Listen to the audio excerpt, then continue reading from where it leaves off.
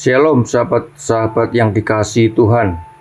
Pada kesempatan kali ini saya mengajak kita bersama-sama untuk merenungkan kebenaran firman Tuhan yang terambil di kitab Lukas 6 ayat 22, 27, 28, dan 36. Demikian firman Tuhan.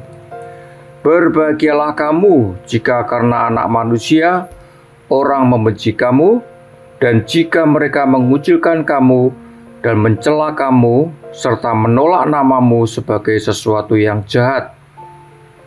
Tetapi kepada kamu yang mendengarkan aku berkata, kasihilah musuhmu, berbuatlah baik kepada orang yang membenci kamu, mintalah berkat bagi orang yang mengutuk kamu, berdoalah bagi orang yang mencaci kamu. Hendaklah kamu murah hati, sama seperti Bapakmu adalah murah hati. Sahabat inspirasi yang dikasihi Tuhan, sebagai orang percaya yang minoritas di negara ini, kadang kita dilarang mau memuji dan menyembah Tuhan. Seperti baru saja yang terjadi beberapa waktu yang lalu. Puji Tuhan, kejadian tersebut bisa dimitigasi oleh aparat negara dan terjadi rekonsiliasi yang membawa kedamaian. Sebenarnya hal tersebut pun sudah terjadi di zaman Tuhan Yesus. Murid-murid Tuhan Yesus pernah mengalami hal demikian. Mereka dibenci oleh, yang pertama, ahli Taurat dan orang Farisi. Mereka merasa ajaran Yesus dan para murid bertentangan dengan tradisi mereka. Yesus sering mengkritik kemunafikan mereka. Yang kedua, murid-murid Yesus dibenci oleh pemuka-pemuka agama dan tua-tua Yahudi. Mereka merasa terancam oleh pengaruh Yesus dan murid-muridnya yang semakin besar di kalangan rakyat. Juga murid-murid Yesus dibenci oleh sebagian masyarakat Yahudi. Karena takut dikucilkan dari sinagog, banyak orang ikut membenci atau menjauhi murid-murid Yesus, ada di kitab Yohanes 9 ayat 22. Juga murid-murid Yesus dibenci oleh penguasa Romawi. Setelah gereja bertumbuh, murid-murid Yesus juga mengalami penganiayaan dari pihak pemerintah Romawi karena dianggap menyebarkan ajaran baru yang mengganggu ketertiban umum. Hal tersebut bisa dikategorikan sebagai Kristen fobia. Lalu bagaimana ajaran Tuhan untuk merespon terhadap orang yang membenci murid-murid Tuhan Yesus?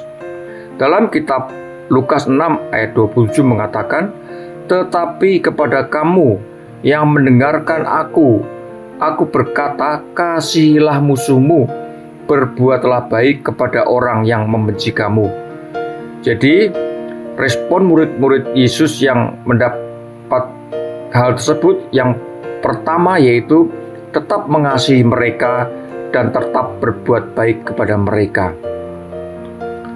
Lalu, yang kedua, respon kita sebagai murid-murid Yesus dikatakan dalam kitab Lukas 6 ayat 28 mengatakan, mintalah berkat bagi orang yang mengutuk kamu, berdoalah bagi orang yang mencaci kamu.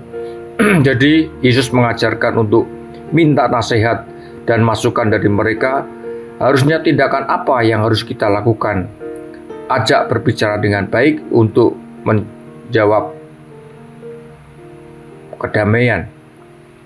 Yang ketiga yaitu tindakan murid-murid Yesus, kita harus mendoakan orang yang mencaci kita.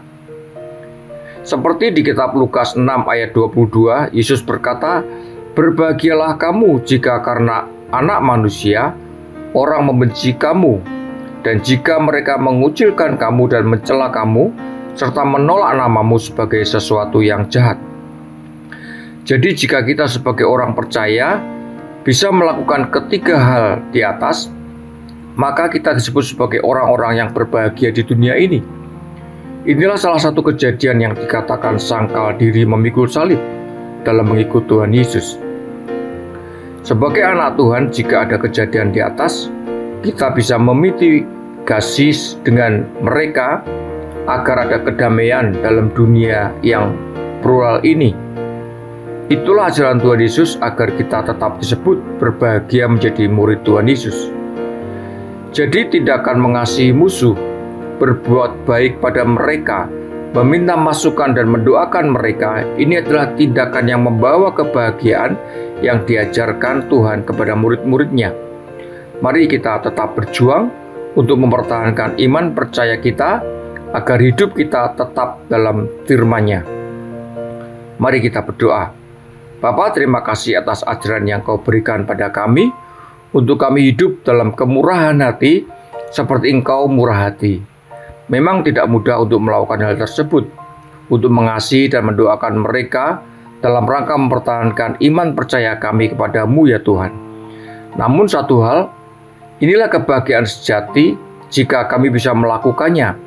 Ada satu janji yang kami imani, bahwa ada upah besar kami di surga.